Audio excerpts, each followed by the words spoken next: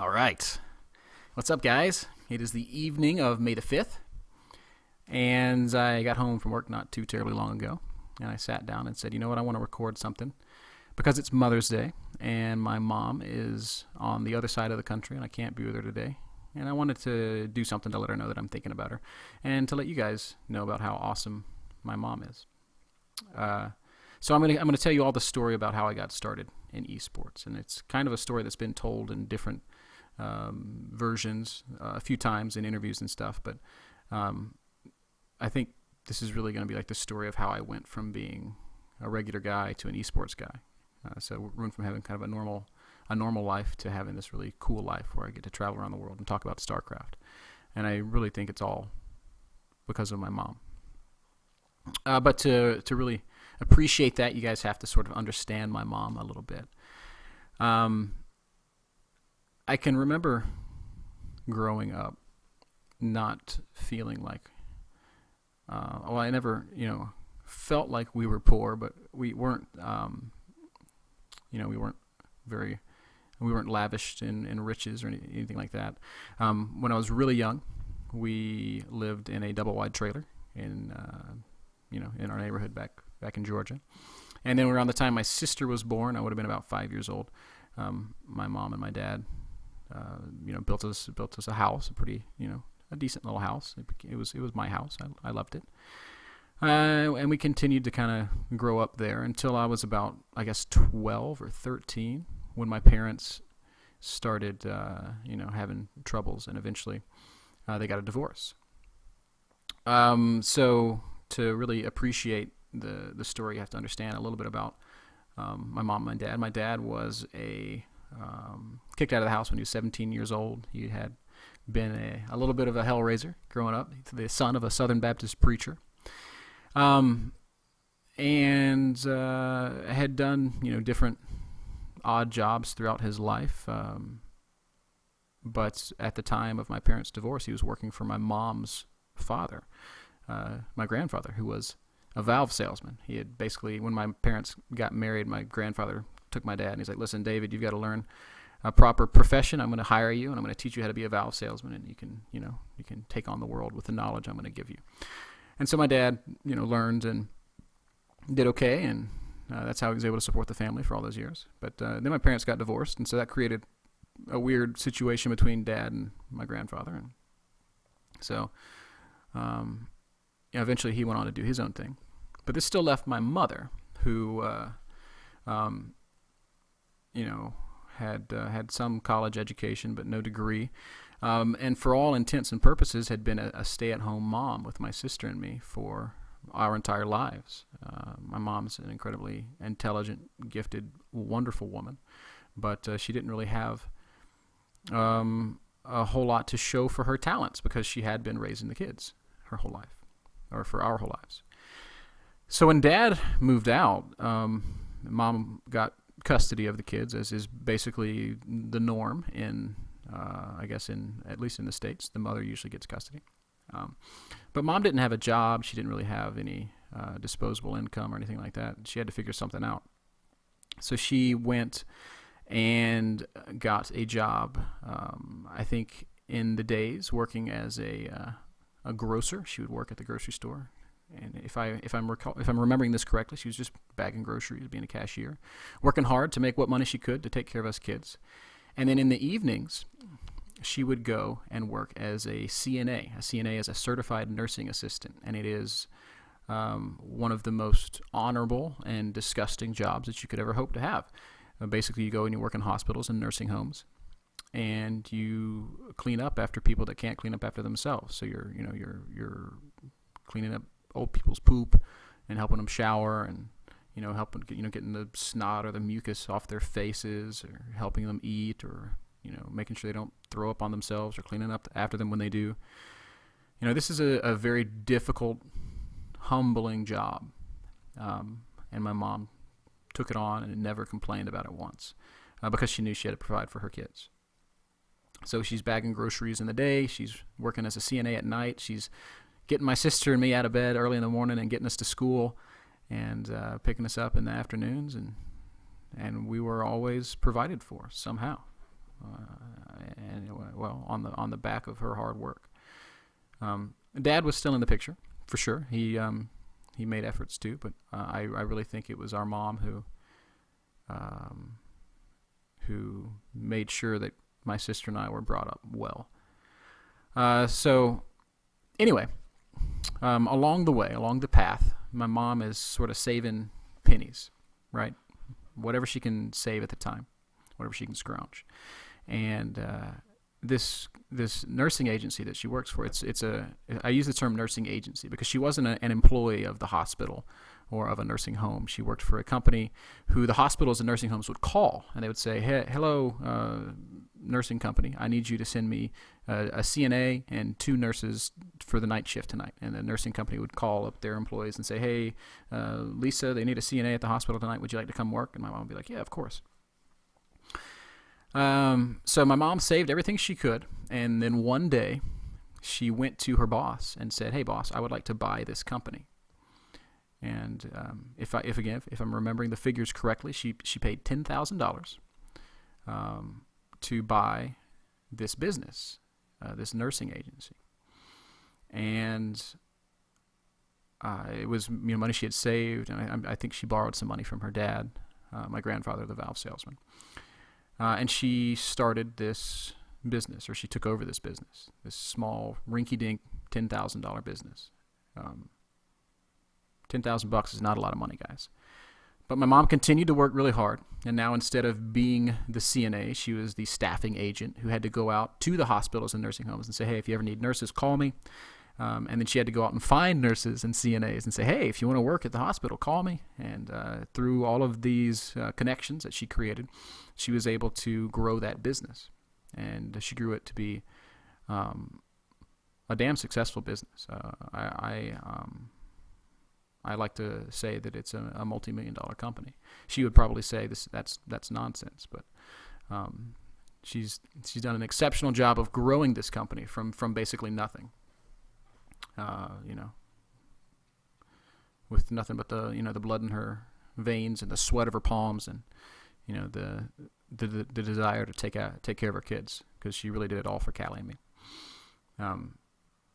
So the whole time Callie and me are going through school, and around the time I'm 18, I'm graduating from high school, looking forward to going to college. My teachers are always asking me, hey Ben, where do you want to go to college? What do you want to do? And I never really had any grander aspirations beyond being a valve salesman, right? Remember, my grandfather was a valve salesman. My dad learned to be a valve salesman by working for my grandfather. And then after my parents were divorced and my grandfather parted ways, my dad started his own company and grew that to be successful. So I really have these two parents that have both kind of self-made success stories. But all I wanted to do was be a valve salesman like my dad and my grandfather. And that's what I told my teachers. Like, it doesn't really matter where I go to college or if I go to college at all. I just want to be a valve salesman. But my mom wasn't having any of that. She really wanted to see me go to school. So she was like, no, Ben, apply to some schools and go there, and I'll make sure that you're able to go, and I'll pay for your education. So I was like, okay, Mom, whatever. 18 years old at the time, and I took it really far too much for granted. But I did end up going to college. I went to Berry College in Rome, Georgia, and studied a bunch of different things as an 18-year-old young man, and basically didn't take my time there very seriously, and ended up dropping out of school basically after my freshman year to come home and chase my high school sweetheart, a girl that I thought I wanted to be with, who ended up breaking my heart. So here I am, 18, 19 years old, college dropout, needing a job. I go to my dad. I was like, hey, Dad, can I work for you? And he's like, no, I don't hire college dropouts. He was very pissed off at me. Besides, you're too lazy to work for me. So I was like, oh, shit, now what? So I went off and got other jobs. I framed houses for a period of time, and I did what I could, kind of working in the construction industry, until eventually one day my dad said, all right, son, you've kind of proven that you'll work hard, so you can come work for me. And so then I'm working for my dad, right? I've realized that lifelong aspiration at the ripe old age of like 20, 21 years old of being a valve salesman. And it was cool, it was good. I was good at it, and I did well for myself. But it was a family business, and I was working for my dad, and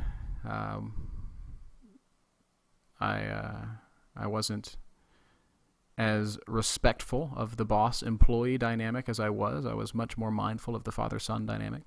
And one day I ended up pissing off my dad and getting myself fired, which is no bueno. So at 21, 22, I had been to college, dropped out of college, done a couple of weird jobs like framing houses and doing other things like that. Realized my lifelong dream of being a valve salesman and then getting fired from that and feeling pretty lost, right? And so I called my mom. I was like, Mom, I really don't know what I want to do. She was like, well, Ben, you need to just go back to school. I want you to go back to school and continue working on finishing your education. And I was like, I don't know, Mom. I think really I'd rather just like travel or something. You know, I want to backpack through Europe. Let's just sell everything and travel until I'm out of money. And Mom's like, yeah, it's a pretty bad idea. I think you'd probably be better off going to school and kind of getting your life in order that way. So reluctantly, because my mom told me to, I went back to college. I went to Gainesville State College in Gainesville, Georgia. Barely qualifies as a state college. It had recently been upgraded from community college status. But I went back and I started studying, and I liked it. I enjoyed it, and I had, I think, a much more profound appreciation for school after having worked some fairly difficult jobs. And it was pretty easy. I just did my work, and I got good grades. Eventually transferring from Gainesville State to Georgia State College, a larger state school in Atlanta. And that's where I was when StarCraft 2 came out. So StarCraft 2 comes out. I'm living in Atlanta. I'm going to school, and I'm playing StarCraft in every free moment that I have. It's just the greatest game ever. And around this time, I started kind of doing some of my little community work. My first show, 12 Weeks with the Pros, I started doing this. And people liked it, and people were watching it, and it was cool. And I traveled to a couple of tournaments, and that was a lot of fun. And I had this feeling in the back of my mind that, maybe this is what I wanted to do with my life. It's like, is it really possible? Can I just work on video games like for the rest of my life? It sounded really convoluted and ridiculous at the time, but I felt like it's what I wanted. And then one day I get a message from Carmack at ESL, and he's like, "Hey man, I've been watching your stuff. We need a full-time caster out here in Germany. I want you to come to Europe and come work for ESL." And I was like, "Whoa, shit. Well, I don't know, man." And so there I was. I was kind of at this crossroads, this defining point in my life. And so I did what any man would do in that situation. I called my mom, and I was really ready for my mom to just yell at me, right? To be like, "Are you crazy? You wanna go across the ocean on a pipe dream and do some ridiculous job for a couple of months only to have it run out, and then you're gonna be stuck over there?" That's what I was waiting for. But when I told my mom that I wanted to quit school a second time, like one semester before I was going to graduate, she didn't freak out at all. She was like, how many credits do you owe to graduate from college? And I told her, and she was like, okay. And she was like, do you think another opportunity like this is going to come around again for you? And I said, I don't really think so. Maybe, but I don't know. And she's kind of quiet for a second, and she said, "Ben, I think you should do it. You said when your dad fired you that you wanted to travel. This is something that you love and that you're passionate about, and it's like a new emerging thing. It's a new industry. We don't know anything about it. We don't know if it's going to make it, if it's going to be here in 1 year or 5 years or 10 years. But, in life, you have to take chances. And I think this is a chance you should take."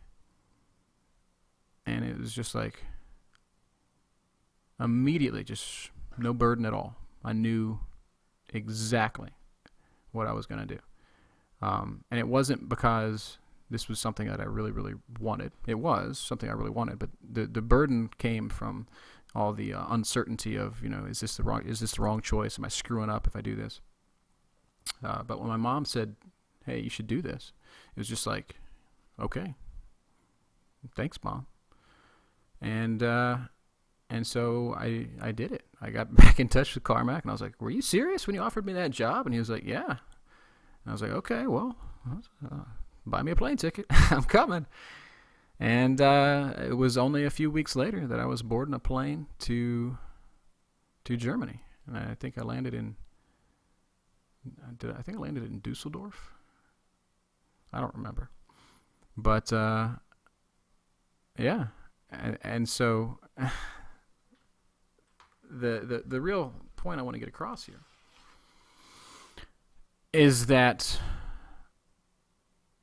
it was my mom's support that kind of gave me the peace of mind to take that chance, right?